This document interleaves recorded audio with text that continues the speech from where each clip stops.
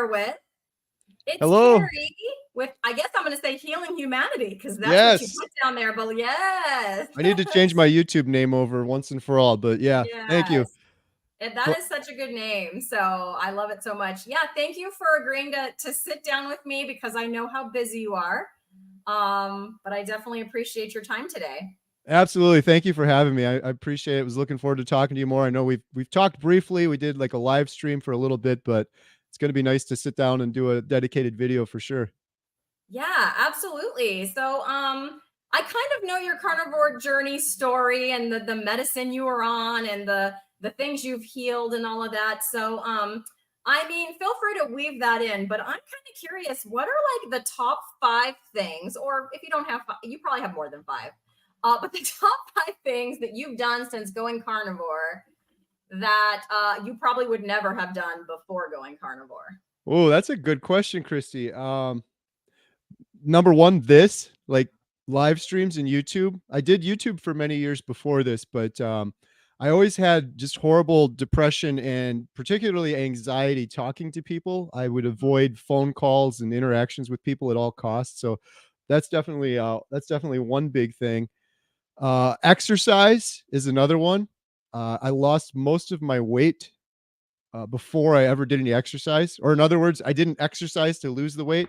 I only started exercising once I lost the weight and felt healthier, like a proper human. So I need to do more exercise, by the way. When it was warmer out, I was getting out every morning. I get out every now and then, but not as much as I should be. But I'm definitely exercising way more now than I have before.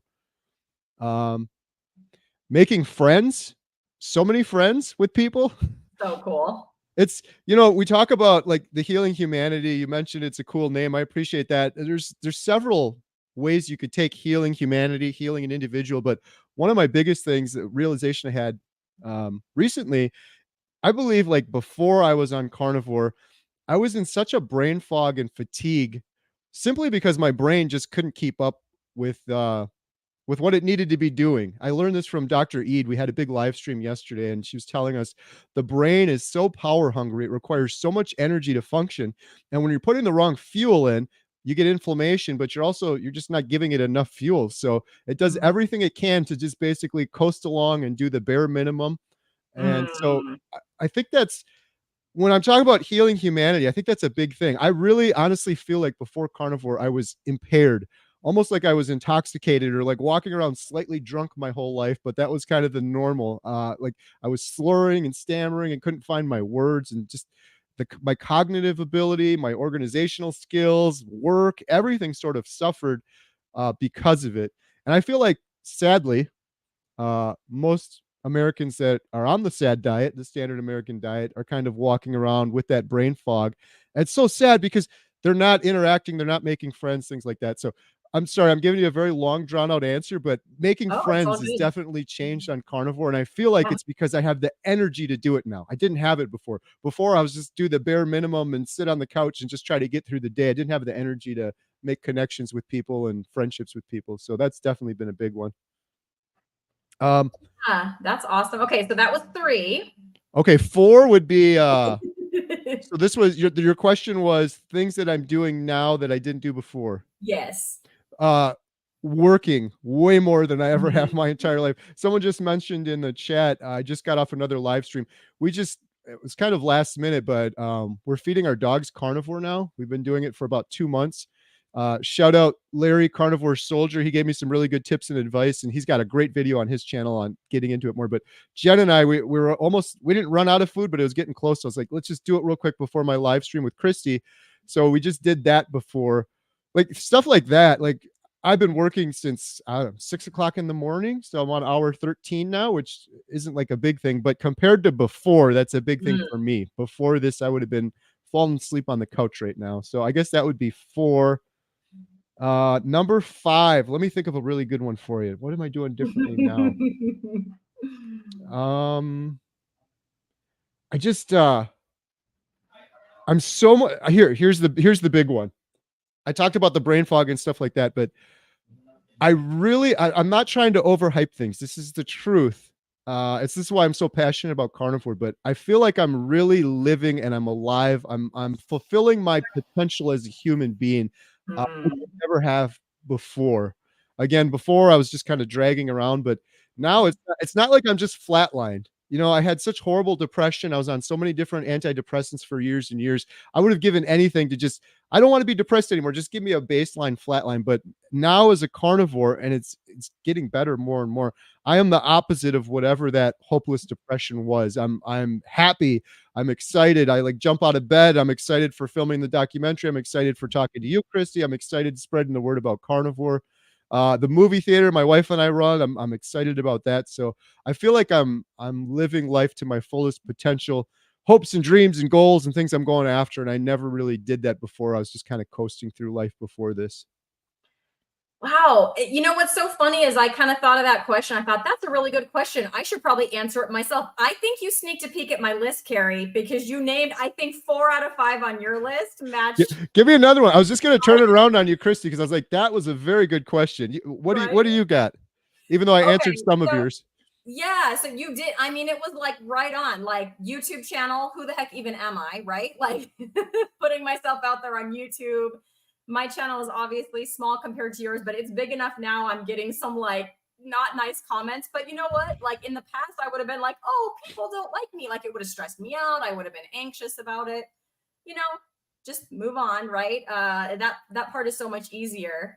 But yeah, going live like this in front of who knows how many people, like I'm not nervous at all, like doing any of that. I just wouldn't have even thought to do it. But I heard you challenge some of us to do it, Kerry. So I want to thank you for inspiring You're me. welcome and sorry.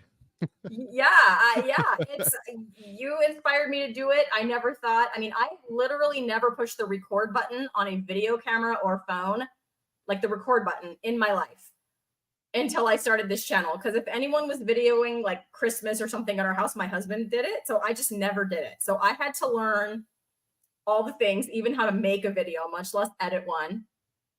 Well, Um, you're killing it. You really are. And I'm not just saying that oh, to flatter. You're doing a great job. I love it. You got great composition. You got great storytelling, everything. Anyone that's watching from my channel, shout out. I have a link to Meeting Wellness in the description below. Go subscribe for sure.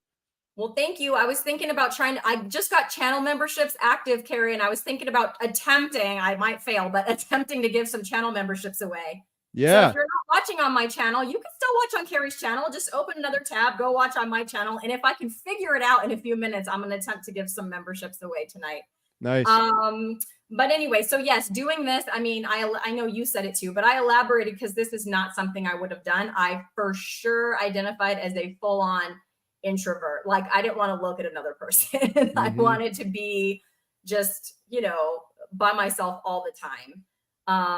And I don't think I still think I am an introvert, but I think really what that means is, you go out, you interact like we're interacting right now. And then after this, I just might need some downtime, but then you know what I'm saying? Like I can go back out and do it again. Whereas before it was like, I just don't even want to go to work. I have to. And then I'll, come home and just like sit on my couch alone. Don't talk to me. I'm closed, like even to my family. Right. And I was like, Right. oh, I'm just an introvert. No. Like, yeah, I was all full of brain fog, anxiety. It didn't want anything to do with anybody. So for me doing this is just totally out of my old, character, and the way that I would have behaved. So another one is exercise. So I live in Southern California, so I don't have your problems weather wise. Although I will say I do sprinting and I really enjoy it. And I go out early in the morning when it's like 40 degrees, like in a tank top, and that's as close as I'm getting to a cold plunge, Mr. Carry Man. I mean, it's not gonna probably happen. I'm not gonna say never, but it's pretty cold. Right. But yes, I do sprint. I've recently started lifting some weights after interviewing Coach Bronson, so he got me. You can't talk to him without being inspired to pick up something heavy, So I started doing that, and that's been fantastic. As far as like talking to people and like reaching out to people. So my good friend Ellie at Nourishment Redacted, I believe she's watching right now. She had her channel before I had mine, and I was just like, hey, I really like your channel. Do you want to like jump on a Zoom call and we can like talk? And now we have our Tuesday live stream, Lioness Lifestyle, focusing on women's health and meat-based eating. because I reached out. Like I would never have reached out. I would have like hidden and hoped that someone didn't reach out to me. And if they did, I would be like, okay, how can I avoid this without seeming like a jerk? You know, I certainly would not be the one reaching out, right? Right. So I've also started doing more things with my students. So like I instituted at my school. So we did it today. I call it, our mascot is the wolves. So I call it Walking Wolf Wednesday. So I go out on my lunch hour, which I don't have to volunteer my lunch hour. And we do 2 ginormous laps around the whole school. So like today we walked and jogged together. Just they're like, does this count as PE? I'm like, no. Do we have to do it? No, it's your lunchtime. You can do what you want. But I had like 50 kids like doing laps with me, you know, at lunchtime. So I just did some extra jogging just because, like, yeah, no, I would have hated that. I would have not given up my lunchtime. I would have been too tired. I need to sit here quietly and nobody talk to me while I have my 45-minute, you know, duty-free lunch or whatever. Right. So, and then I went in, drank a little bone broth and got back to my day, you know, so it was, that was great. And I think I'm the teacher because of that kind of stuff that the kids are going to remember. You know what I'm saying? So they're not going to remember that I taught them how to do long division or add fractions when they're my age, you know, 48. But they're going to remember that teacher with all the energy that would come out at lunch and work with them on their, you know, because they have to do a physical fitness test, you know, for the state of California this year. They're going to remember that they asked for help with their volleyball or you want to play handball or that kind of stuff that we do together now that I just never had the energy to do before, you know? And you know, my number 5 is, I challenged my doctor. So I would have never challenged my doctor. It would have been like, oh, you need me to take this medicine? Okay, I will take that medicine. Like I never had the perspective that maybe the medicine wasn't going to fix anything. It was, oh, well, I have this problem. Doctor said this medicine. Okay, let's take that medicine. So I went carnivore. I decided maybe I should have some blood work because, I don't know, curiosity. I really haven't had any. I found out that I'm a lean mass hyperresponder, which means my LDL is like so high, it just says greater than 350. It doesn't even have a number. Triglycerides, HDL, fantastic. Ratio, fantastic. Everything else looking great. But yeah, she wanted me on a statin yesterday. She must have called me 4 times and I was like, nope. And she was like, I'm very worried about you. She was like, are you going to like fall over right in front of me? But it didn't even occur to me to, at this point to say, yeah, go ahead and prescribe me that statin. Not at all. I think I'm the first carnivore she's ever met. I'm sorry she had to meet a lean mass hyperresponder for her first one. I feel like maybe that wasn't the best introduction. Right. Threw her for all sorts of loops. Right.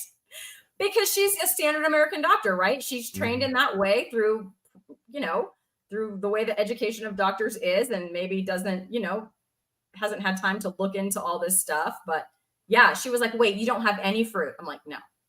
You don't have any vegetables? No. And she's like, fascinating. Like she didn't know what to make of me. I think she thought I was an alien. And then when my blood numbers came back, she was like, this isn't good for you, Yeah. So even though my A1C was fantastic, fasting insulin, fantastic, 2 tests, which I had to request, by the way, she wasn't going to run them. She said, you're slim. Why do I need to run them? I don't run them on my patients unless they're overweight. And I said, just run them, please. Right. And I never would have said that before. I would have said, oh, you don't run them? Okay. Yeah. Let's not run them. You know what I'm saying? Exactly. Yeah, I was the same way. Every doctor I went to, I'm like, this guy's gone to college for what, 8 years or longer or something? Whatever they say, I'm doing. They know better than I do. But I believe most doctors mean well. But in retrospect, if I would have done the opposite of what most of my doctors told me, I would have been so much better off. That's one of the biggest things with the documentary. It's like, if people don't take away, like eating the proper human diet is important. I wish one thing that we could change in the world is that when you go to the doctor, they ask you, what did you eat? They never asked me that. And almost every one of my issues was simply from what I was eating. So many doctor's appointments over my life. My daughter too, that had so many as well. And in every one of those cases, it was just the food we were eating, but they never talk about it. And those statins are I was on statins for quite a while, many years as well. It's kind of scary how much they push the statins with the evidence for their effectiveness. I know I've heard, I think Dr. Barry or some others talk about, like Dr. Chafee's mentioned it too. If you take them like every day for the rest of your life or something and you never miss a dosage, it'll give you 5 extra days on your life or something crazy like that. Yes. And then we don't know necessarily what the side effects are. Um, Yes. for that Did type you? of minimal benefit, but the amount of huge push, I hear it over and over again where people are just like insisting, you gotta go on this statin, like it's life or death, but Mhm, then you get mhm. that little result there that's questionable at best. So Yeah. So when you were on those statins, I've never heard you necessarily like list out all. I've seen you hold up your giant pill box of all the medicines. I'm not sure if I knew that one of those was a statin. Did you notice any side effects? Any like extra? I mean, I know you already had brain fog, so like maybe not. I'm just curious. honestly, I couldn't isolate one to the statins, but I was on so much medication. A lot of Mm, those pills I was on at one time, I was on antidepressants, anti-anxiety medicine, medicine to help me sleep. I was on omazepam for acid reflux. I was on another medicine they gave me for IBS. I guess it was supposed to calm my stomach down. I was on statin. I was on some at one point too. I was on, I think it was like some sort of steroid for the inflammation I had in my foot.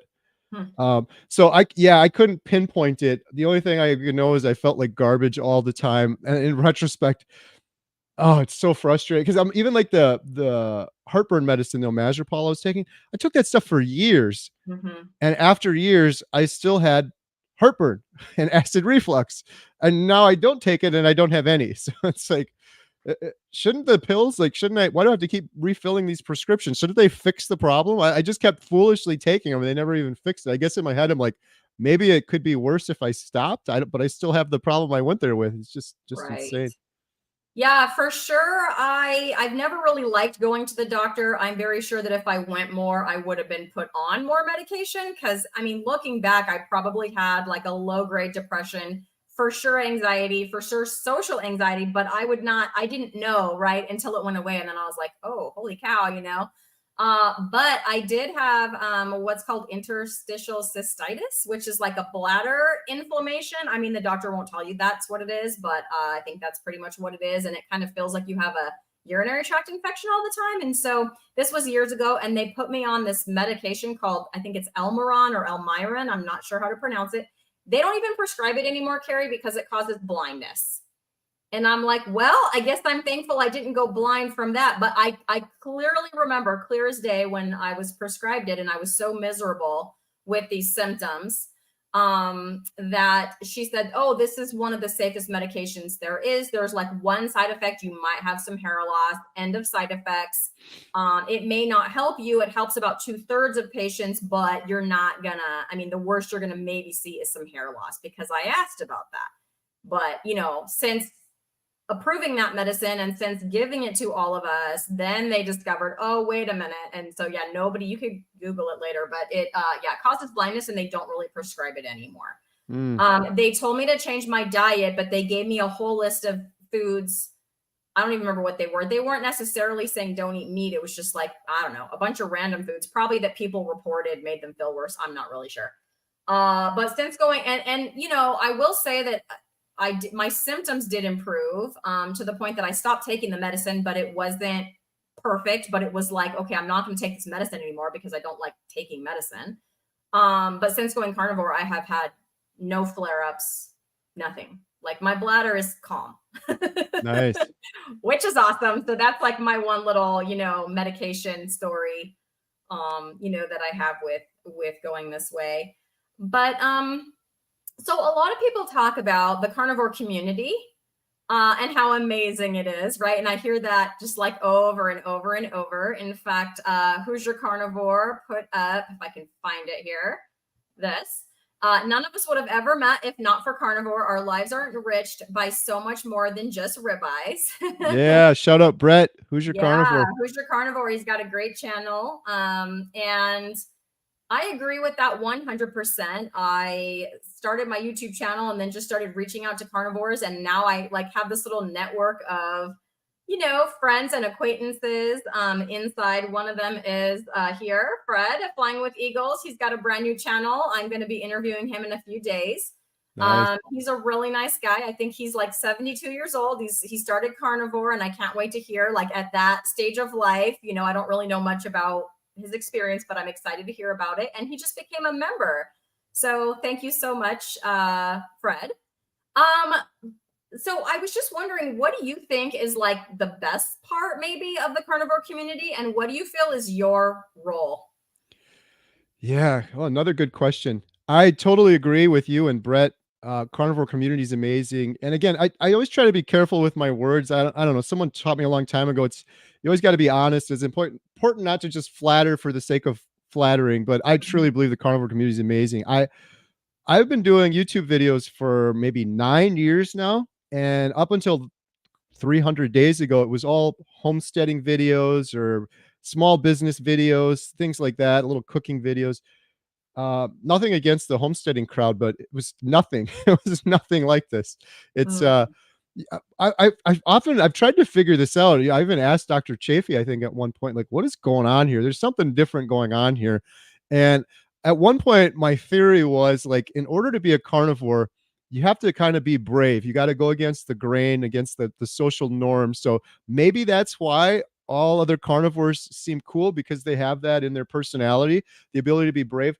But then as I was thinking about it more, I think a big part of it is what we were talking about earlier is you get rid of that brain fog and you have that energy. You have the energy and you want to make these connections. I don't want to harp on it too much, but it's just what you said earlier was pretty remarkable, Christy. Just the fact that you're doing stuff and you're interacting with people that you never would have done and you would have avoided before. It's not special to you or me. I hear that probably thousands of times from so many people. And just to think that literally the majority of humanity right now is not doing that. And it's actually going in the opposite direction. You know, as we have all this social media, we're supposedly so connected now, yet I was just hearing something like the loneliness stats are through the roof right now. We've never been more connected with technology, yet we're lonelier than we've ever been. So it's just, I think that has something to do with it. But yeah, the carnivore community is just absolutely amazing, so supportive. The thing that's incredible too is even these doctors, um, you could consider them influencers, or they're doing mm, this for YouTube or whatever. It's just it hasn't been true. I always ever since I've had so many bad experiences with my own doctors that were just giving me the medicine and not none of it ever helped me, I really questioned those things. So like when I started watching Dr. Barry, I'm like, what is this guy selling? What is he doing? Yes, he's got a big YouTube channel, and I suppose that you could argue he's doing it for that, but there's no way he's doing it for that. I've seen Dr. Barry go on people's YouTube channels that have like 100 subscribers. There's literally no motivation for him to do that other than he's a good guy trying to get the word out. And I've seen the same over and over again. Dr. Chafee, private phone calls with Bill from Alaska, just off the record to help him out, just out of the kindness of his heart. It's like every single carnivore I have met has been incredible. Just they're just awesome. They're just open and they want to make connections. And yeah, I think a big part of it mm, is having that energy. But I don't know. Whatever it is, I love it. It's so good too because when you're doing something like this, to be able to have a community, I've there's different coaching groups. I'm in Dr. Barry's group, Bella's Steak and Butter Gang. I've heard nothing but amazing things from what they're mm, doing over there. But I was really cynical when I started carnivore. I'm like, what do I need to go for a group? I'm just gonna eat steak and salt and drink water. What do I need a group for? And I've since completely changed my mind on that. I think the reason those are so important is because as carnivores, we're so alone. We're living in a world of sugar and junk food. You can't go to a family event. You can't do anything without people eating junk food and thinking we're the crazy ones. So having that amazing community that we can go to, whether it's cool for us, Christy, because we have the YouTube channel and we got people coming through in the comments. That's awesome. But talking to other people, commenting, these good doctors, yeah, it's amazing. I'm so thankful for it. It's really like it keeps me going too. I'll say this too. It's the community, and then also the people that are just starting carnivore recently did. I'm getting so many comments from people. I don't know if it's because they resonate with my story or what, but I'm so thankful for them. But I get so many comments from people where they're just basically it's like their life story. Like I did carnivore 30 days ago. I saw your video. It's changed my life forever. And it's like they just want to get this off their chest. They just want to be mm, heard. They feel like I did. Like they've been kind of told the wrong information most of their life and they kind of want to share it, but it definitely keeps me motivated. I only ever intended to do the one video on my 30-day update and then go back to doing homesteading videos. But when you see this kind of change and this kind of success for people, and there's so many hopeless people in the world right now, it's hard not to be fired up about it. But yeah, I absolutely love the carnivore community. Yeah, I find that if I post anything that is, I don't know, like a little bit of a struggle, the next thing I know, I've got all these comments like, oh, I experienced that too. And they're like just encouraging, or I'll even get, text on my phone because I've exchanged numbers with a few people, other YouTubers and things. And it's like, they're just like right there because I don't know any other carnivores in real life. Like I'm it. My mom, so I first went keto in February and I started losing weight right away. And my mom saw that and she thought she probably wanted to lose a little weight too. And so she followed me, like I think in early April. And she's still doing that. So she's still heavy meat based keto, but like she got her Dr. Berry education via Meeting Wellness, right? Because I'm like, watch all the Dr. Berry. And then I was like, okay, mom, here's what you got to do. But she's lost 25 pounds. And do you want to know where she is right now, Kerry? In Greece, because she took a flight to Greece today. Wow. And that's where she is. And she's 71. So Wow. when I'm telling you that she's expanded literally her world, she walks more than I do as far as steps and all this stuff now. Her arthritis is gone in her hands that she used to have. And she wasn't like taking medication, but it's like she has all this energy. Like no one can believe she's 71. She's helping all of her neighbors because she lives like in a senior community. She like pulls all their weeds for them and stuff like that, right? And she's like, I can get down on the ground, pull weeds, and then stand up like it's nothing, And so, I mean, good for her. She's succeeding on that, For me, keto succeeded. I was able to lose weight on keto, but I still had cravings. I still had to exercise some self-control. I was very used to doing that though, from my life as a yo-yo dieter. But yeah, when I went carnivore, it's like that's the last part of that went away, right? Like I don't crave anything except give me a good ribeye or a piece of picanha any day. That's what I want. I don't want sweet things, or I don't have things from the kitchen. Things are in there because my husband doesn't eat this way, And until recently, my kids didn't either. And so all their things are in there. My older son still is standard American. He's 18. So he's technically an adult. He has a car, a driver's license. He has money, Right. So anyways, all of their stuff is in the house, but it's fine. Like it doesn't even factor into my life. It's not a thing I don't have to think about. I don't think about it. I don't worry about it. I don't want it. It's pretty cool. Shout out Christy's mom. Ellie just said that. I agree. That's so cool. Yeah. Shout out my mom. Oh dang it! The comments go so fast. Okay, there we go. I love hearing that. I have a similar story. My mom started carnivore. Man, I'm gonna screw the time up pretty early on when I did, and I'm on day like 320 right now, and it's very similar to what you just said, Christy. She's just thriving. And then my stepdad did it too. He's lost a whole bunch of weight. Huge fan of Dr. Anthony Chafee too, by the way. He's following all these YouTubers, but it's the same thing. All of their peers that see them, they're like, "What is going on? You guys are incredible." I love hearing that because my grandfather worked his whole life and then had a massive stroke, and he lived through the stroke, but he was paralyzed. The whole right side of his body was paralyzed. Just imagine working your whole life and then having that. But even if that doesn't happen, you see so many people, they hit 70 or they hit 60 or even younger than that. Now it seems to be getting younger and younger, and they have all these mobility issues and arthritis and aches and pains. That's one of been the most fun on my channel. I don't know. Shout out Carnivore Ron. He's in the chat. We did a video early on together, and I got so many comments after that from folks that were 60, 70, 80 years old doing carnivore. Some of them doing it for years. It just blew my mind. In my head, I'm like, if I was like 80, I'd be like stuck in my ways. I'm not going to switch to meat, but I hear so many stories from that, and they're all the same too. All these individuals tell me, they're like, all my peers they're arthritic and they're inflamed and they're bent over and they have mobility issues, and I don't. And I really think it's a big part of it. Sure, you're going to slow down when you get older, but I think the huge component in that is just what they're eating, causing inflammation, causing all sorts of issues. Yeah, she has people, asking her for rides, asking her for, help. A couple people have been hospitalized. She's gone and cleaned out their fridge so stuff didn't go, rotten while they were there. And so she's doing all this stuff. She's perfectly healthy. Like I said, now she's in Greece.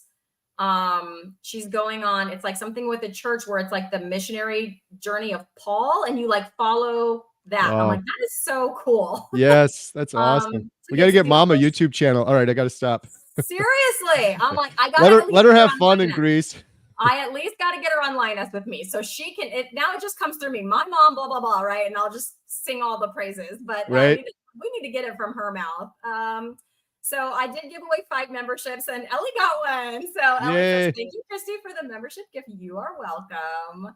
Yeah, everyone get a membership. I don't know if you know this, Christy. I I I think this is a new feature, but on YouTube now, if you have members, Christy, you can launch a video that the members see first, and then you can set a Yes, time frame, like 24 hours yes, later, everyone else gets it. So that's a cool perk for the memberships for sure. Um, yes.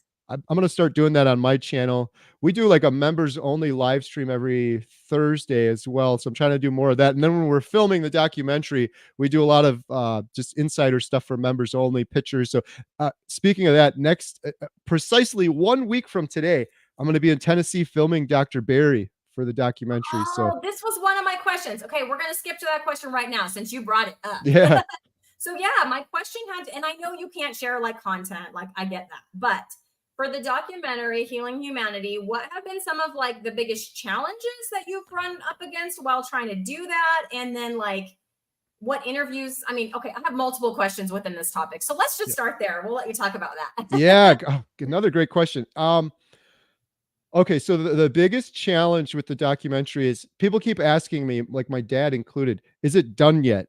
And it's like we're kind of just getting started, considering we're following folks around for a year. Bill is at 6 months right now. We want to follow him around for a year. So he's got 6 months just before he's finished, let alone finished filming. And then a lot of people don't realize, I think, what goes into making a documentary. You got to film it, you got to color grade it, you got to work on the sound, you got to edit it all together. So it's a big process.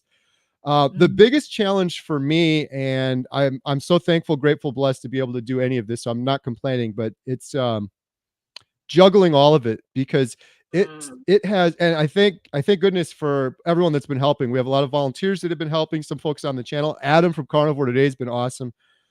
He's going to film Dr. Barry with me. He went and filmed Jeff DeProsperous and Tony Hampton and Maggie with me as well. But for Mhm. me, like getting this whole thing started and even working on it now, it's so much work, and we're getting so many generous donations when we sell the shirts. When people sign up for memberships, every penny goes to the documentary, which is great, but I don't take any of that to pay myself. So a lot of people don't realize that, or I don't know if they think I'm just like rich. I'm not rich. I don't have any money, so I'm still doing all of my other stuff while I'm trying to do the documentary. So it's really been juggling. I'm doing the YouTube channel. I'm doing, my wife and I have a dog kennel. We bought our small town movie theater a year ago. We have an Airbnb rental. I have a website business where I do website marketing. We have an Amazon business where we film products for Amazon companies. So that's been the biggest challenge, is juggling all of those things. The documentary is the most important thing. It's really become my passion, my mission, my goal in life is to spread this word to millions of people through the documentary. But juggling all of that's been a challenge. But we're getting it done, and I have so many people that are helping, and Adam's helping too. So uh, Mhm. yeah.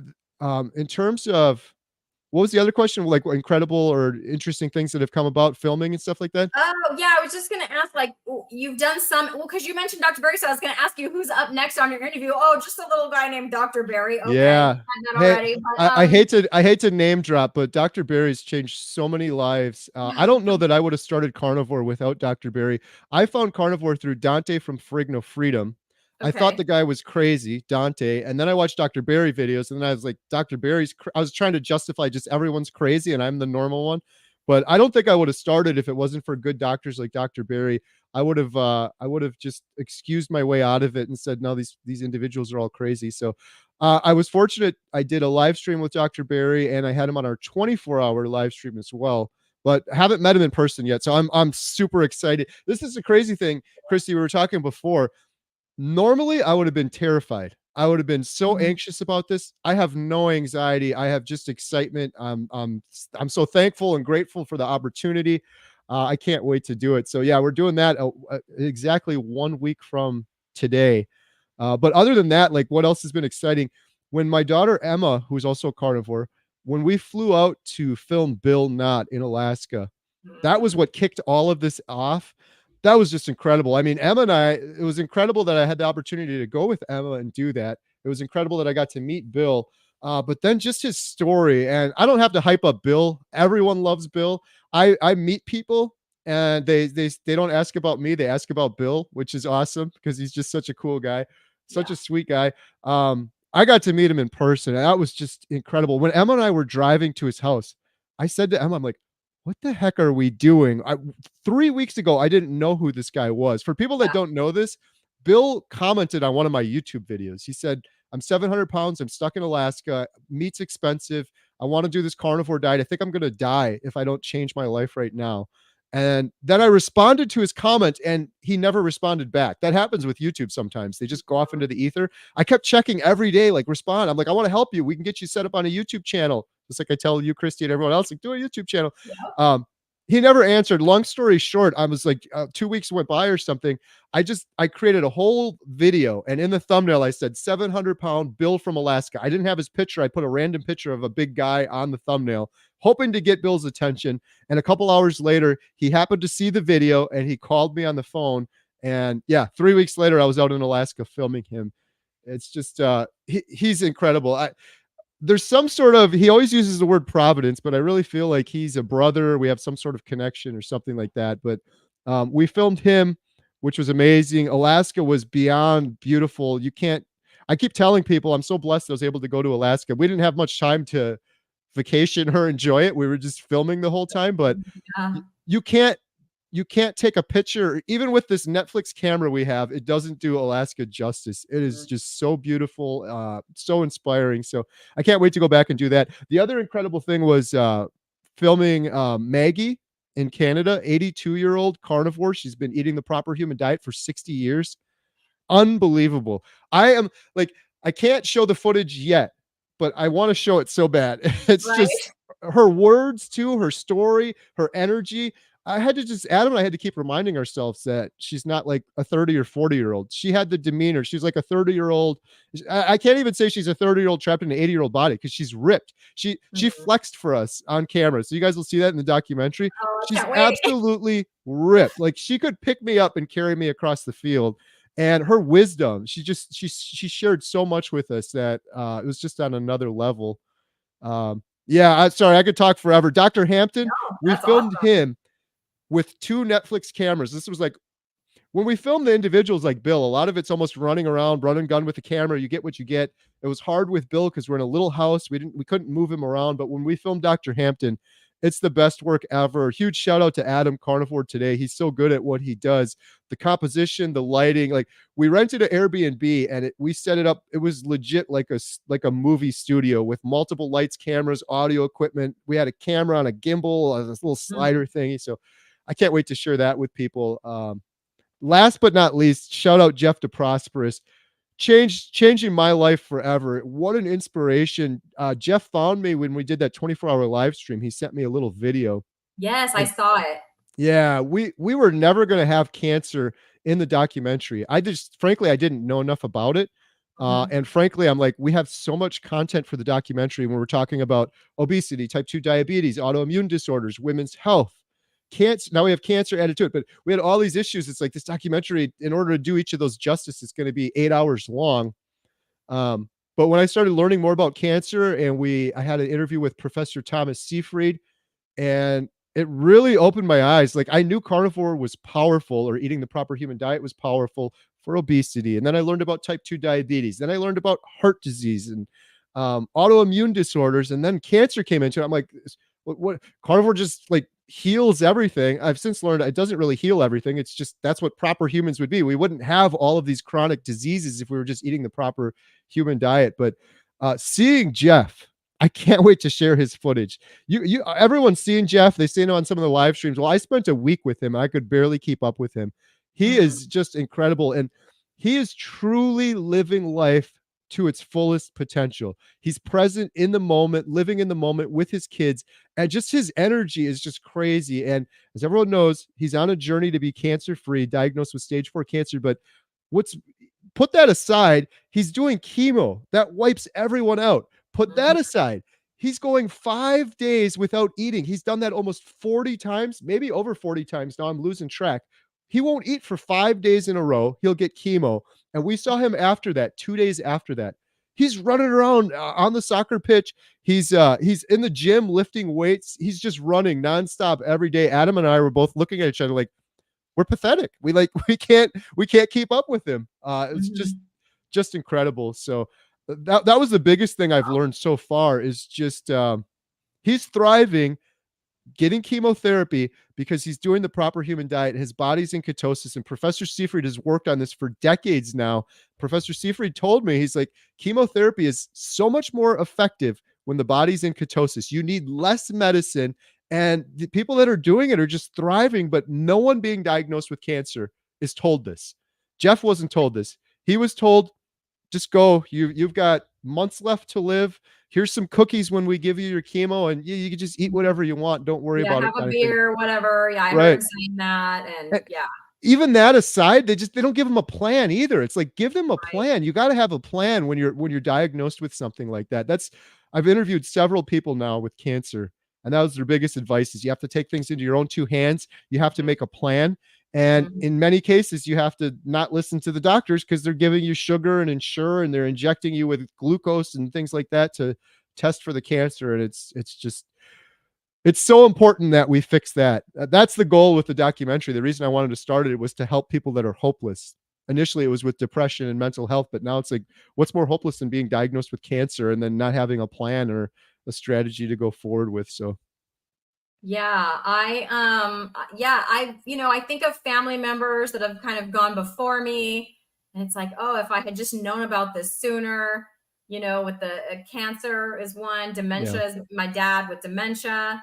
And that the saddest part about that is, my mom, had I known about it, because she's doing it. So it's like she for sure would have put him on it, had we yeah. known, so anyway. Yeah, It's I'm sorry, go ahead. Oh, sorry. I was just gonna say, it's so sad. I hear that all the time. That video I did with Professor Seafried, it's Mm, reaching a lot of people, but it's just heartbreaking because I get that comment. If I lost my wife 2 years ago, I just wish she would have had this as an option, would have yes. improved her quality of life or whatever. But one of the good things, Christy, that I think about, like you and I, we're talking about all of these crazy improvements we're having, but Mhm. until recently, I didn't really think that much about the future.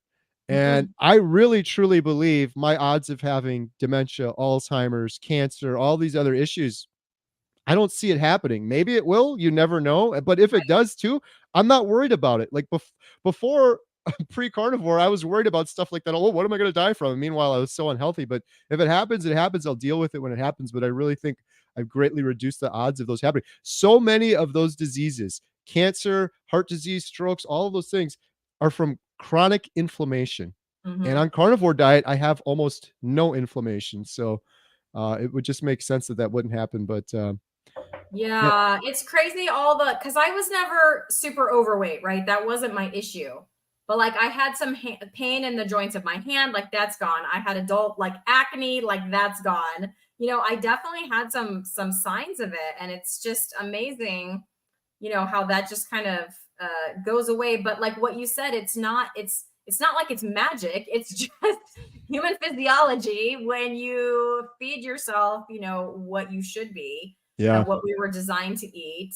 I I learned Yeah. that from Dr. Barry when I had him on the stream. I showed him a picture of Alex Cannon, Yes. who's yeah, and he's 65, but he doesn't look like it at all. And I told Mhm. Dr. Barry, I'm like, look, carnivore reverses aging, and he was like, put the Dr. Barry finger up. No, Kerry. He's like, that's what all 65-year-olds would look like if they were Yeah. eating the proper human diet. It's not Yep. reversing aging. It's just that everyone else is aging faster because they're eating all these horrible foods they're not supposed to be eating.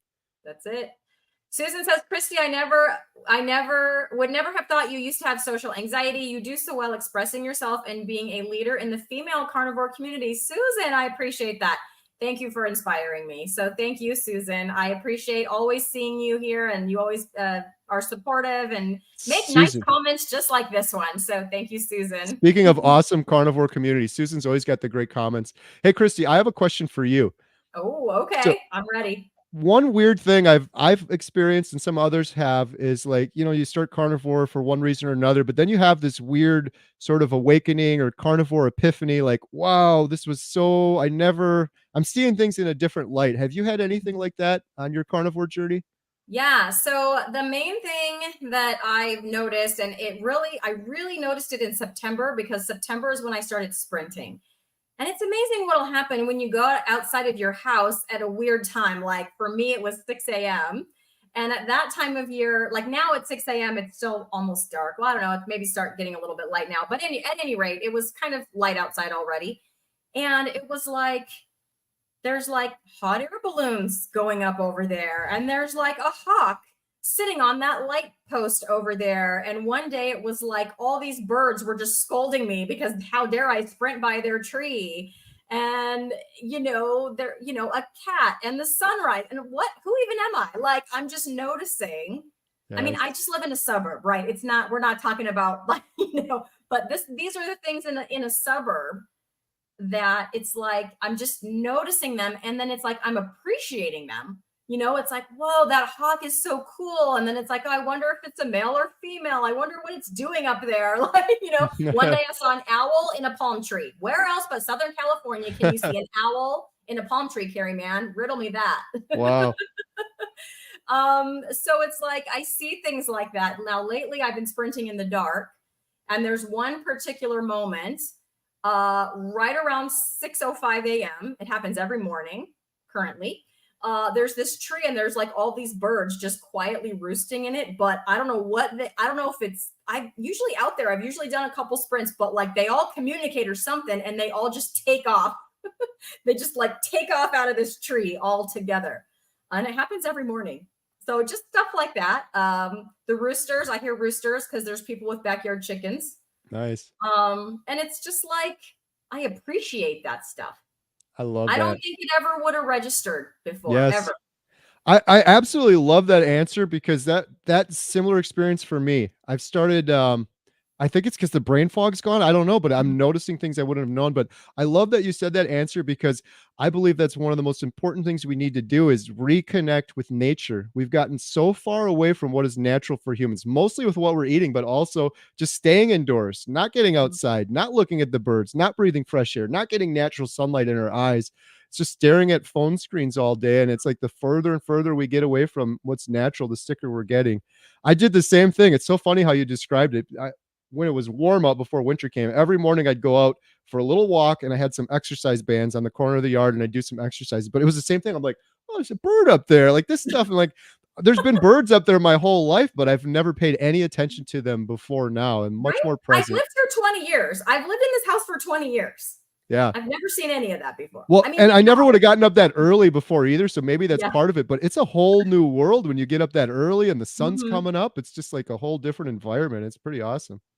Yeah. So I definitely was up early, but I was not outside sprinting. And you know what? My neighbors can see me, Carrie. Do I care? No. Right? Sometimes I see people walking their dogs and I say hi. Yeah. Carnivores don't care.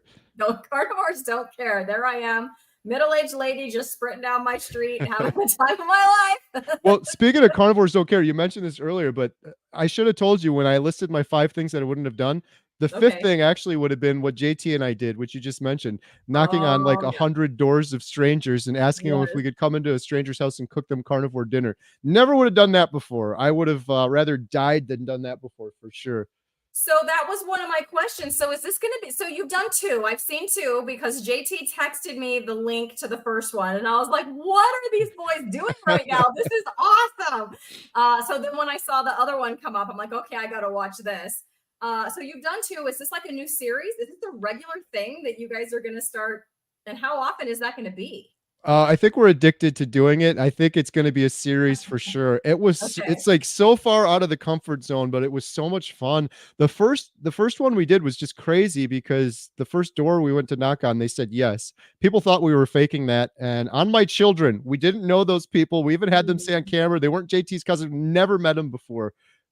It was so I Christy, when I was in high school, my one of my first jobs was selling steaks door to door. yeah. I've come full Full circle. circle. I've knocked on thousands of doors. So when JT and I, when we had this crazy idea, that was in the back of my head. I'm like, dude, JT, we're gonna knock on probably 100 doors before we get someone. The first 30, they're probably not even gonna answer. Now, and when I did that, I was in high school. This day and age, fewer people are gonna. If someone knocked on my door, even as a carnivore now, I'd probably be like, quiet, let them go. I don't want to talk to those people. Mm, But yeah, it was crazy. The first one, and we met the coolest people. Their dad had just started carnivore. They knew who Dr. Barry was. They were awesome. It was so much fun. This last one we did, oh, it's crazy some of the things that happened on the journey. We almost didn't get someone till the last minute, but the people we got were incredible. And the gentleman, the father, he had already started sort of keto. He knew what was going on. He's like, I stopped beer and soda and I'm starting to feel better, but he just didn't know. He didn't know about bread and these other things. And as we started talking more, he was like, yeah, that makes sense. Yeah, I mm. feel better when I don't do that. And when we left, he's like, I'm doing carnivore and he's going to start a YouTube channel. So JT and I were like, for that alone, it's worth it. Like from what I've seen carnivore do for people, it's going to change this guy's life forever. He's got 2 young kids. But besides all of that, it was fun hanging out with JT and joking around and having a good time. So yes, we'll probably turn it into a regular thing going forward. So John, who is saved by grace, says, "When can when can you knock on my door?" Right? We've been getting a All lot of fires those have been requests lit. lately. I'm like, it's Yeah, not as right. fun if we just go Send to me a someone's steak. house, but I gotta cook maybe it'd be all good for a plan B, Yeah, I gotta cook all my own steaks. Come to Southern California. We have nice weather. You'll like it right? here. Well, Jeff DeProsperous too. He's like, oh, that looks like so much fun. We got to do a Canadian version. And then JT was asking Oh, Bill, when you get out, we'll do an Alaskan version too. So we're yes. just gonna go across the country knocking on doors at some point. That is great. You have an open invitation anytime down here. Well, I would like to, if you don't mind, take a couple of questions just because I think there's a few like newer people to carnivore too in Yeah, here. So I absolutely. just want to make sure. So I think a lot of people were trying to help Terry out, and I apologize, Terry. I didn't, there's a lot of comments, so I didn't read everything. But asking, do you all exercise while doing carnivore? So I think maybe Terry came in a little bit after we talked about this. So Kerry, do you want to just touch on that real fast? Yes, love this question too. I didn't Mhm. exercise at all until I lost the weight. And this was always a big pet peeve of mine because I've yo yo dieted for years. I'm down 100 pounds since my heaviest. I lost most of that on carnivore, a little bit on keto, but on the keto, it was up and down so many times. But over the years, I'd always get that from people. Well, if you want to lose weight, exercise. I think that's a huge myth. I think it's almost all nutrition. So I lost all of my weight on carnivore, not exercising. Once I lost that weight, all of a sudden I had energy and then I started exercising. I really believe when before this, when I was on the standard American diet, like I said before, I was in this intoxicated brain fog. I was impaired. And to ask Mhm. someone impaired to exercise, it's like asking someone with pneumonia or the flu, oh, just go walk and exercise or go jog. You don't want to do it. So I never exercised while doing carnivore until I got down to my goal weight. Now I do more than I have my entire life, not because I feel forced to, just because I have excess energy and it feels good doing it and getting out in nature and things like that. Yeah. Similar to you, although I didn't have a lot of weight to lose, but it was like I was on carnivore. So I was keto from February to June, carnivore from June until about, I mean, I've been carnivore till now, but I mean, it was about September that all of a sudden I was like, all this energy and like, I got to do something. And that's when I watched Dr. Sean O'Mara, saw the whole sprinting protocol, started sprinting, and then that just kind of snowballed from there. So Yeah. currently I'm doing sprinting and some weight training. It seems But like a lot of carnivores have to exercise or they won't sleep because as carnivores, we have so much energy, which is a good thing. so much energy. And now I enjoy it. So previous times in my life when I have tried to exercise, because to Carrie's point, like I got to do this so I can like lose some weight, but I hated it. I didn't have the energy for it. I didn't want to do it. I dragged myself there. And then eventually I'd be like, I'm not doing this. And I would just quit. Now it's like I wake up, it's like wake up a little bit and it's like, all right, let's go. I got sprints today. I got, today was upper body day. So today I had upper body day and sprints. And then I went to school, like I said, and ran and walked with the kids, at lunchtime, because it's not a problem, right? I have energy to burn. I actually enjoy it. It doesn't seem so much like a chore, the way that it used to. But I think eventually your body, when your body heals enough, like it will tell you, I Mm, think, and you'll yes. know, you'll Yep. feel it.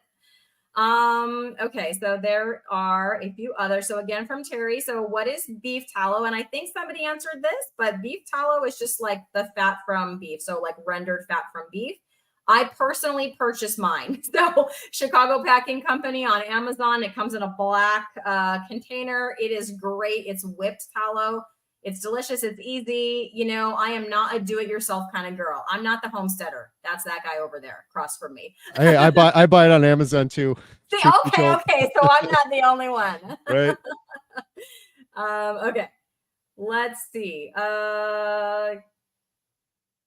So does carnivore help with being better at math? I'm a math teacher, Susan Hoffman. So yes, I could testify to that. I'm pretty good at math. I mean, I teach fifth grade. Okay, I'm pretty good at fifth grade math. But I used to have to work really hard to like be motivated, to stay present, to like think my way through the lesson. Not that I was teaching it incorrectly or something, but now it's like it just kind of it just flows naturally to me, and I don't have to, if there's a complicated problem, other teachers will come to me and say, can you help me with this one, stuff like that. So yes, I don't know if it makes you better at math, but it makes math maybe easier to do because your brain is firing on all cylinders. Yeah. I had a similar, this was kind of a good test maybe. I've watched Jeopardy for years and years and years. I mentioned this on my 30-day video. While I got deeper into carnivore, it seemed like I was just killing it on Jeopardy. And people are like, "How's that possible? You're faking." I think there's stuff in your brain that sometimes it's hard to retrieve when you have that brain fog. And it seems like Mm. things are firing a lot better when you're putting the proper fuel in. So yeah, I've heard that from a lot of people too. Joe Rogan gave a big testimony about reading and comprehension and cognitive ability just seems drastically, noticeably improved when you're putting the proper fuel in your body. Yeah, so my 15-year-old son is a freshman in high school, and he has ADHD and some sensory integration processing things. And so he started 4 days ago on the proper human diet. I'm not going to say that it's carnivore, but it's very heavily meat based. He still does some whole milk. I did switch him to whole milk. And I make JT's pizza pockets, but I do put a little scoop of like the Raos, which I think a lot of people on keto will use that, marinara Oh sauce. yeah. Otherwise, it's cheese, pepperoni. He's not going to be eating a lot of veg, but I figured to switch him to something like that with it's mozzarella cheese, pepperoni, sausage, and then like a tablespoon of that sauce.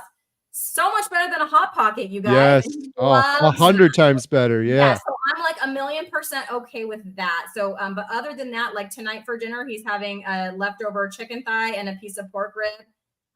The other night it was picanha. He will eat all kinds of.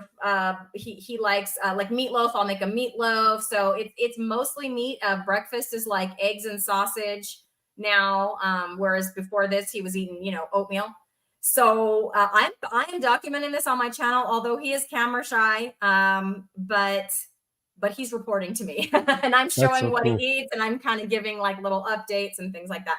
Good Fingers job. That crossed. is so cool. Yeah, Hey, it's it's fine. shout out Ellie because she's giving me some good advice too. I have teenagers as well. It's like you Mm, said, Christy. It can be really hard. They're driving around. They have their own money, sort of thing. But the good thing is, what you're doing is probably 100 times better than what most people are doing.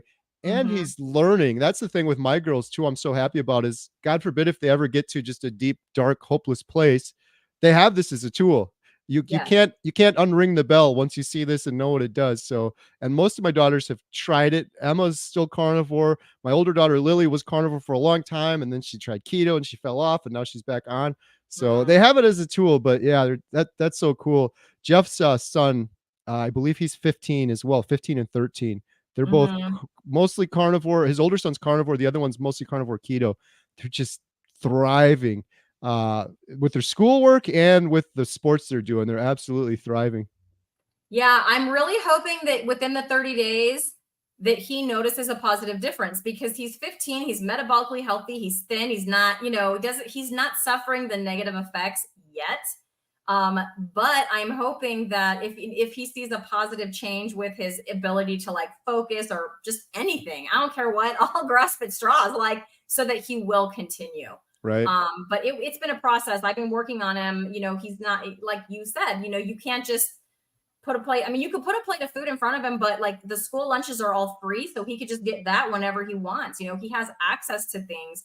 He has friends who drive. He has his brother drive, you know what I'm saying? So his dad has all kinds of standard American food in the house, if he wanted to just go grab it. So Right. To get this commitment from him for 30 days was just huge. And now I'm like really, really hoping that, he sees some kind of positive benefit out of it so that he'll continue on with me.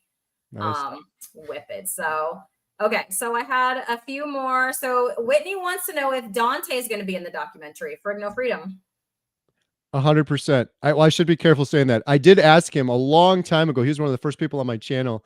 Okay. 100%. Yeah, I really want to capture his story. That was the whole reason I started Carnivore, was from Dante. And shout out Dante for No Freedom. My goodness. I talked to so many people that have started Carnivore, and the number of people that say they saw Dante's video and then they watched Dr. Barry. That's like the power combination there. It's happened thousands of people have told me about it hundreds of times. It's had to have happened thousands of times, changed so many people's lives. So yes, 100%. Yeah, I sort of accidentally went carnivore because I was too lazy to cook the broccoli. Just give me more ribeye instead. And then I was like, wait, I'm kind of just eating meat. And then it was like, oh, well, Dr. Barry, because I had watched all of his keto stuff. And I was like, wait, there's a thing called carnivore. I guess I'm that. So then I went and watched his whole, playlist. And then I found, Dr. Chafee, all the other doctors that, of course, you mentioned earlier from this community. So, and that when I accidentally went carnivore, that's when all the other benefits besides the weight loss started occurring. So I'm so glad, that I did that. It was like meant to be for me or something, because it wasn't an intentional decision at all. Wow. My son is wanting to ask me something. The 15-year-old, it's probably about the meat that he needs to be eating. I'm on a live stream. What do you need, child? It is about the meat. I don't know where it is and I don't know how to eat it. Okay. It's in the fridge in a white container. Put it in the microwave for just like 3 minutes, or put it in the toaster oven. Okay. 3 minutes on like a low power so it doesn't get crispy. Like yeah. Okay. Sorry. He like just came home from school. He stays after for like tutoring or hanging out or whatever. And he's like, how do I heat up my meat, Mom? Hey, that's a great question. Exactly. Okay. So yeah, ketogenic Susan is not really a question, but what diabetes? Diabetes doesn't exist in the carnivore community. My A1C 12.6 to what 4.5.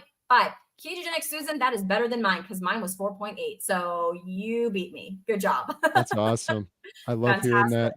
Before starting carnivore, I didn't know diabetes was reversible. I have so many family members, extended family members, that have type 2 diabetes. I have one in particular that lost half of his foot, amputated. And I was like, you can't reverse that kind of. No, you can easily reverse it. Dr. Barry's done a couple of videos on reversing type 2 diabetes. In the comments, oh my goodness, thousands of people like, Dr. Barry, you saved my life. Dr. Barry, my A1C went from this to this. It's just amazing. It's so sad. There's people out there that would rather eat birthday cake than have a foot. But I literally have someone in my family like that. They're like, I could never do what you're doing while they're eating birthday cake and having their foot amputated. It's just insane. Yes. My dad had gotten type 2 diabetes as well. And he never had any because he got it later in life. But it was like, there wasn't any, well, how do I fix it? You know what I mean? Like it was just, well, here's what you got to do. But it was medicine, I believe. It wasn't anything really diet other than, eat whole grains or something, Right. Brett would like you to know that because I think you said you're going to go be filming Dr. Barry. So there is a meetup in Nashville on Sunday, February 11th. So if you're going to be there on February 11th, Carnivore Backwoods, Brett, who's your carnivore, my metamorphosis, we'll all be there. Oh, I wish. Wait, let me just double check before I say that. No, we're not going to be there then. We're going to be there 6th, 7th, 8th. And then I'm coming back. So just a little bit before. I heard you're going to be at KetoCon in Austin. Guess who else will be at KetoCon in Austin? Are you going to be there? Oh, awesome. We're going to have to See meet up you. for sure. There's a Yes, bunch of folks coming down. Todd Bachnis is going to be there. I know. Lindy, Adam's Lindy, I coming. know. Yeah, we got Lindy to, was the reason I had to be there. I'm like, if she can fly from Australia, right? like I can fly from California. And I Well, wanted to meet her in person because I interviewed her.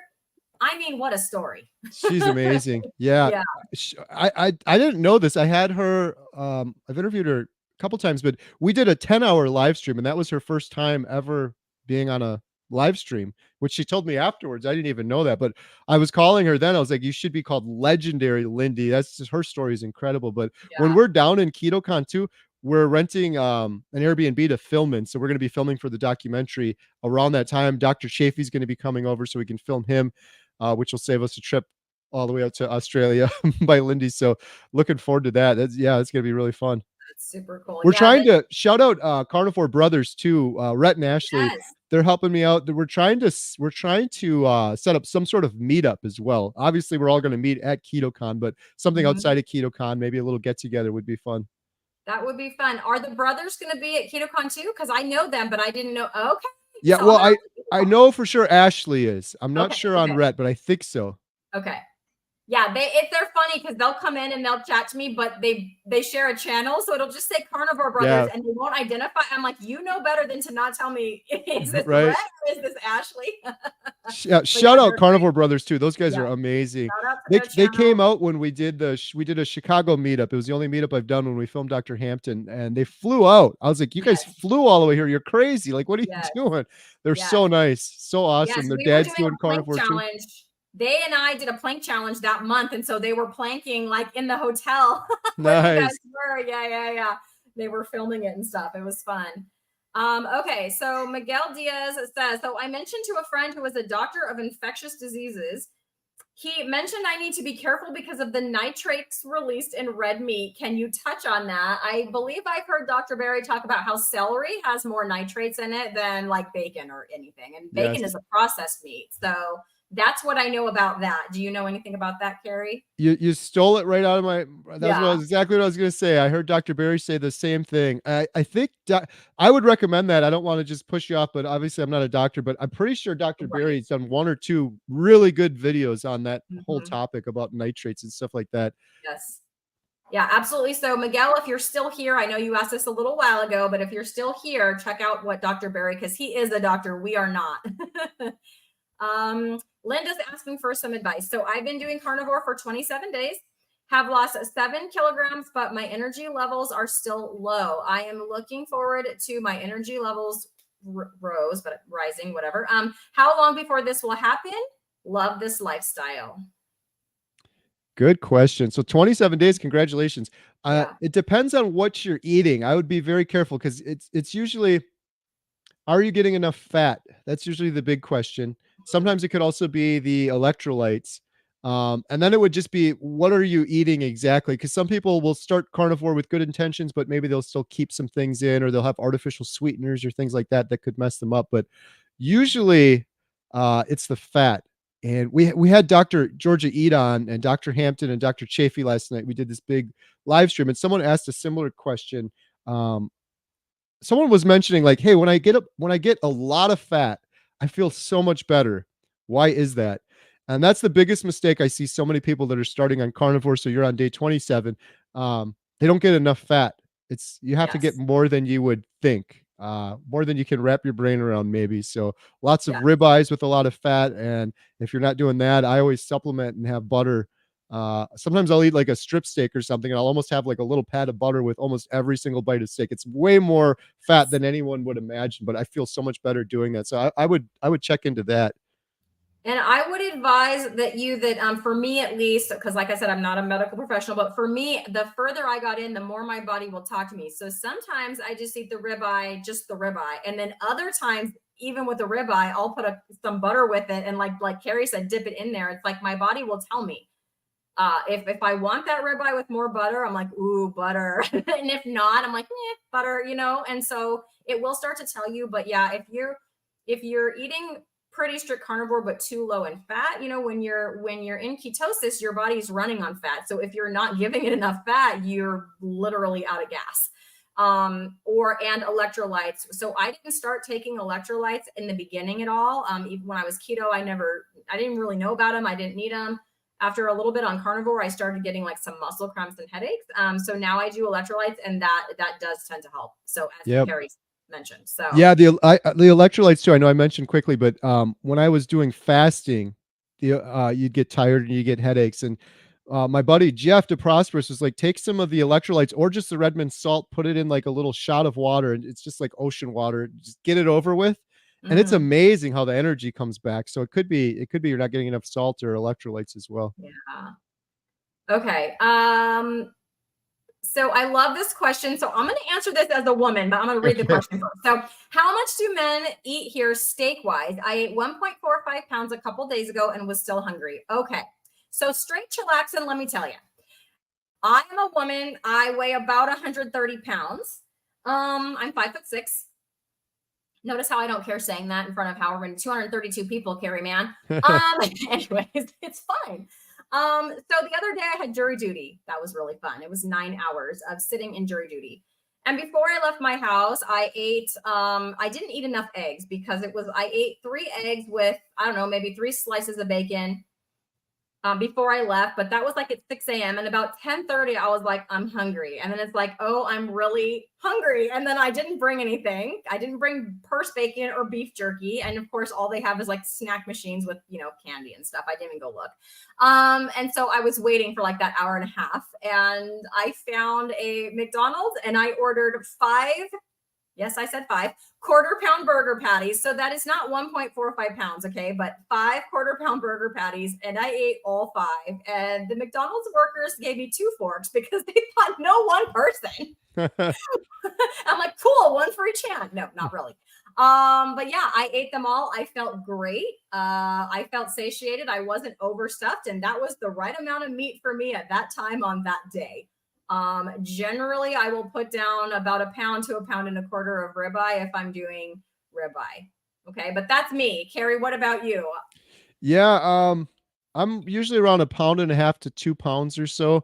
I don't measure anything though, so it's always hard to say. But yeah, that's probably Yeah. pretty close. A lot of days lately, I have my go-to is scrambled eggs and ground beef, and then some Kerrygold butter. I'll have that, and then for my second meal, it'll usually be a steak or some burger patties. So, but it's probably right around 2 pounds.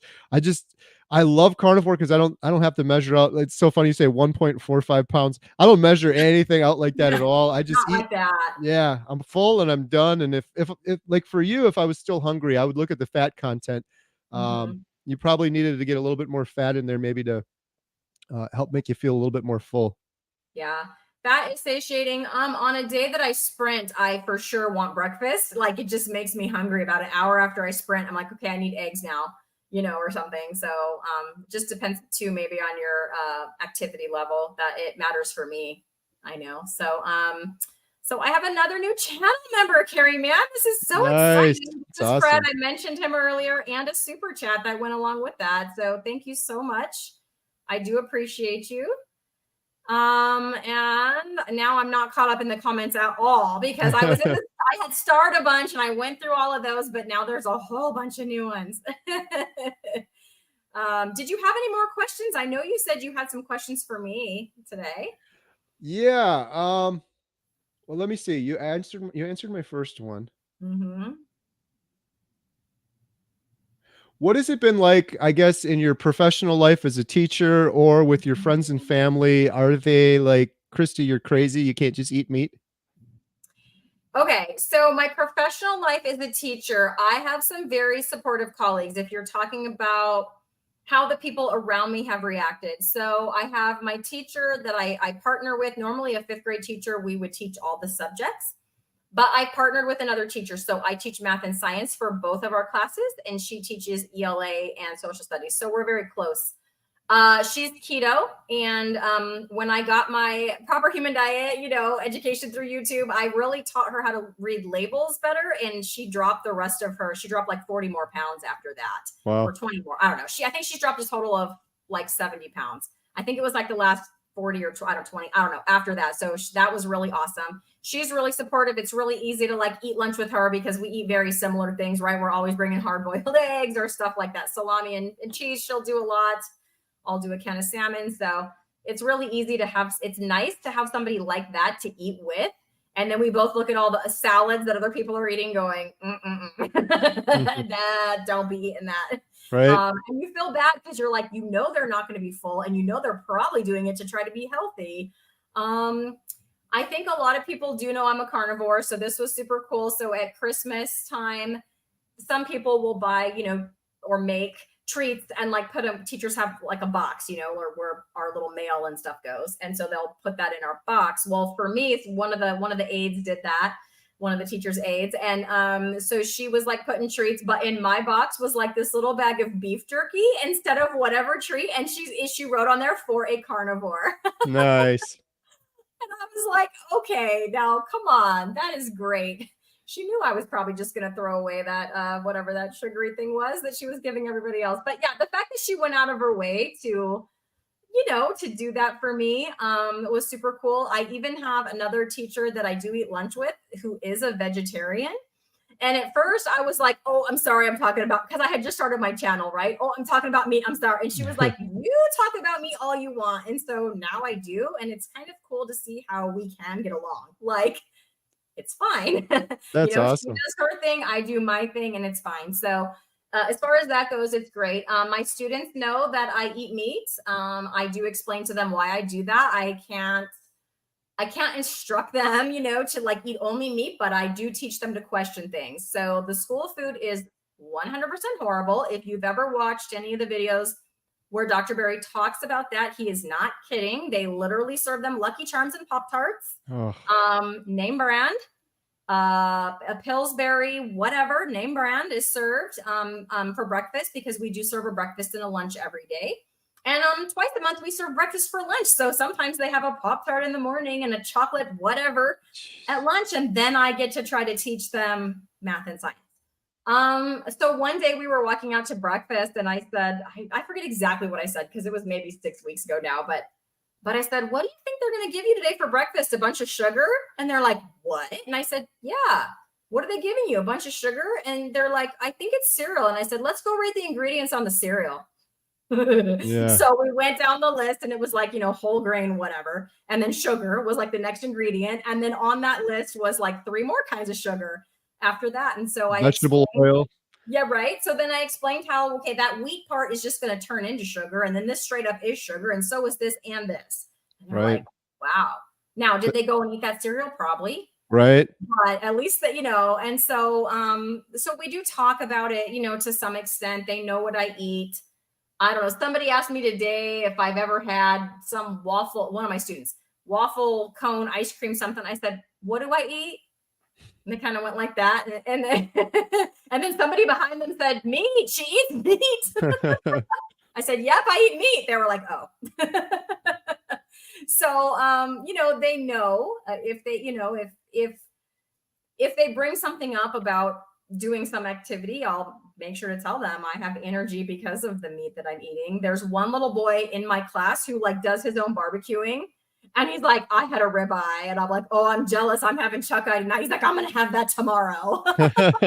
That's cool. So he's like this cool little 10-year-old that's probably a carnivore in the making, His mom Nice. gets mad because he eats all the steaks. That's so cool. It's great you have people supporting you. It's kind of cool you have someone that's vegetarian. But the interesting thing with that is it's like you're pretty much similar in many ways in that you're not eating the standard American diet and all the junk. You're just on the opposite ends of the spectrum. It's so sad to me. This is one of the things that really fires me up is the kids, getting them hooked on sugar from a young age, like in school, like you mentioned, or just JT and I, when we were doing this little thing for strangers, we were at the grocery store going down the aisle, the cereal aisle, and all these cartoon characters all over the cereal boxes. There was one, JT and I were looking at Lucky Charms, and JT was joking like he does. He's like, how lucky are you going to be if you eat this and you get sick to your stomach or get hooked on sugar or whatever? And then just like you said, we looked at the ingredients. It's just sugar, seed oil, vegetable oil. It's such a shame. I really hope we can change that. because it's happening more. Like it happened for me too when I was young. I did that, but it's getting worse. It's more and more. And to get kids hooked on sugar from such a young age, it's just yeah, lifelong sugar consumers. There's so much money to be made if they are. It's just so wrong. So many downstream effects. Yeah, and it's just so it's just so interwoven into everything now. You know, the school's just giving it to them, and you know, it's a free meal. They get a free breakfast and lunch every day. And I do teach in a, you know, economically disadvantaged school, and so sometimes, you know, that might be the only meals they're going to get that day, Mm, or they're going to go home and the food isn't going to be much better. right.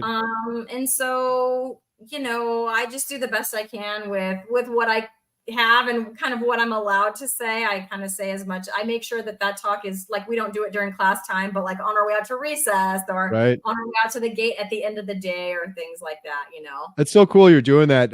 My buddy Jeff DeProsperous had similar issues.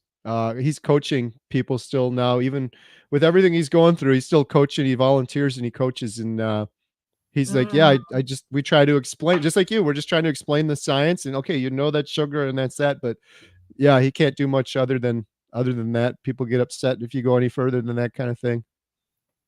Yeah, if I gave dietary advice and a kid went home and said that to their parents, like for sure somebody's getting an angry phone call. And it's probably not going to be me because these days everybody goes either to the principal or straight to the district office Right. anymore when they, you know, if they're upset by something. So that's just kind of how it is. But yeah, I just have to be careful. Yes, less junk, more health. School food is atrocious. It's atrocious. I looked it up, like how many carbs a kid would get in a like those two meals if it's like breakfast. I forget what it is now, but it was well over 100 and something. Mm, And there was hardly any protein. The one thing that was protein, because it was like the breakfast for lunch, it had like a small 3-ounce sausage patty. That was the only protein. What if the kid just throws that away? yeah. You know, because it was like a sandwich, right? So it was like mostly bread, like Mm, a little tiny piece of sausage. It was very scant, you know, on that protein. But yeah, it's going to be really an uphill battle. I don't know, but I can only do what I can do with the resources that I have and the sphere of influence, right, that I'm yep. in. So Hey, you're I'm just doing it. Your YouTube channel, that's gonna inspire people and it's spreading. That's the good thing. Your mom's doing it, my mom's doing it. It's like that yeah. ripple effect really starts spreading things. Yeah, I think so too. So yes, Thelma, I wish I'd never given my kids sugar too. Like I'm very thankful for my friends in this space like Ellie, who've basically been feeding their kids carnivore since, you know, birth or 1 or 2 years old. JT, kind of the same thing.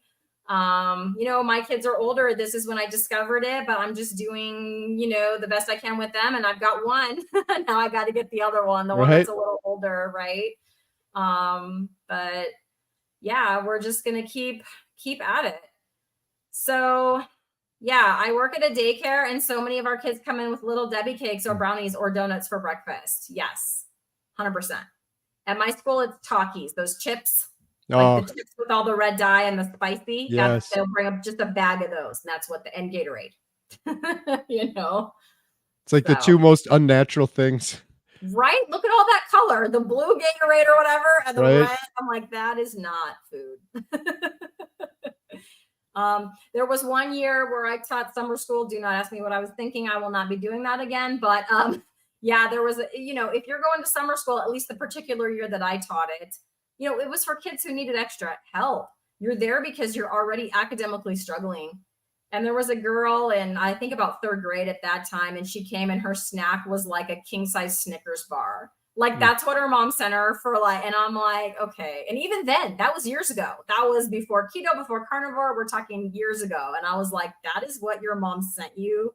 Like you're here because you're having academic difficulties, and that's the food that she mm. gave you to have for to fuel your brain. Just wow. Well, I am not seeing any more questions. I think we got to them, and we've been going for an hour and 20 minutes, you guys. Nice. I could talk forever about this, but I want to respect everybody's time. So, unless you have anything else to say, I think I got through all my questions, except maybe, is there anything coming up next on your channel? Like anything you want to shout out, what you're doing? Oh, good question. Well, I'm hoping to have some behind the scenes stuff and maybe some stuff for members, but also for the general public on the road trip down to film Dr. Barry. Some stuff with Adam, so that should be fun. Other than that, once we're done with Dr. Barry, we're putting together this thing. It's called we're calling it the Torch. It's a prototype. It's like the 10-minute version of the documentary that we're going to share with Angel Studios and share with the world. So we'll be able to share some of the stuff I was talking about, like the Maggie footage and the Bill footage and Jeff DeProsperous with the world. So I'm looking forward to that. But yeah, other than that, the only other thing is that video JT and I did. I think that was today or yesterday. I made that one live. So if anyone's interested in watching that one, it's over on my channel. Part of it's on my channel, part of it's on JT's channel. So check that out. I think you guys will like it. Okay, It's a lot because of I fun. think JT already had the one on his channel, but the one on your channel has different like content. Yeah, so on my channel, it has the rejection and the lead up and some crazy stuff. We met this one guy that came outside and played a guitar for us. And he looked like a young Bill Knott. And it was so crazy because on the side of his garage, he had the words "be kind" written, which is what Bill ends every single one of his videos with. And we started the video that day, JT and I did. I said, Kerry and JT here in the car, we're going to go be kind to people. And then we just happened to find this kid that had it written on the side of his garage. It was crazy. And he looked like a young Bill Knott. So that's in my video, knocking on a bunch of doors. We went to a fire department. Okay. This was crazy, Christy. I knocked on the door of a fire department because we were getting desperate. Like maybe we could cook dinner for some firemen. Firefighters, come Yeah. on. Yeah. They I'm would love like to see. police, firefighters, first responders, Yes. anyone. I'd love to do that. Yes. They let us in. Well, they weren't going to let us in. We knocked and I said, we'll make you steak dinner if anyone here's hungry. And the guy's like, oh, I don't know. And then off in the corner, this kid was like, I know him. And then he said it again. I know him. And then the kid came out and he showed us the phone and he was subscribed to Homestead How. No And way. he watched the video I did. I did a video like the morning of that with Maria Emmerich. And it was about Yes, I saw that. carnivore testimonies you can't deny or something. The kid Mhm. subscribed. He like showed, I'm like, you're lying. And he showed me on the phone. He was subscribed to the channel. Anyways, the kid got us in. He gave us a whole tour of this fire department. And then we were ready to go upstairs and cook dinner for them, but they were waxing the floor. And they're like, you'd have to come back a couple hours later. Anyhow, it didn't work out. But yeah, that it's still it's so much fun. The video is a lot of fun. So that part is on my channel. And then when we eventually find someone, we hand it off and the rest is on JT's channel. So it's kind of like a two-parter. Yeah, JT has okay. it when we actually went and cooked for him, kind of thing. Yeah, I watched that, I think, this morning when I was doing my upper body workout today.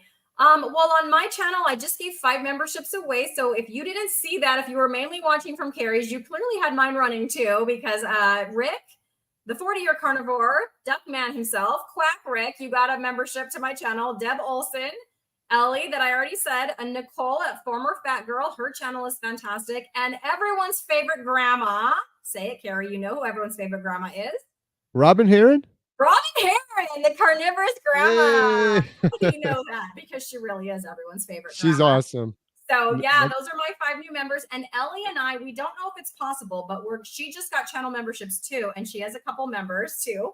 And we're going to try to do like a combined, like, cause our channels are small. So we're going to try to see if we can do like a channel member only live, but if we can combine it with both our channels. I'm not sure if it's possible. That's really cool.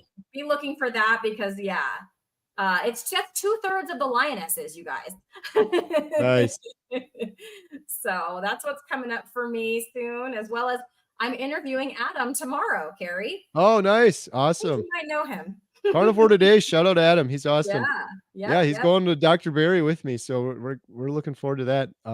Yeah, the only other thing I want to mention quick, if you're watching from my channel, subscribe to Christy's channel, Meeting Wellness. There's a link in the description below. Sign up, become a member. I love what you're doing. I really appreciate you. This has been great. Thanks. Yeah, thanks for coming on. I appreciate it. I hope we can do it again soon. And this will be great. We have another new member here. So BK Belgian Carnivore became a YouTube member. Awesome. Super cool. Thank you. All right, everybody. This has been fun. Thanks for watching, and we will see you on the next one. Thanks, everyone. Bye.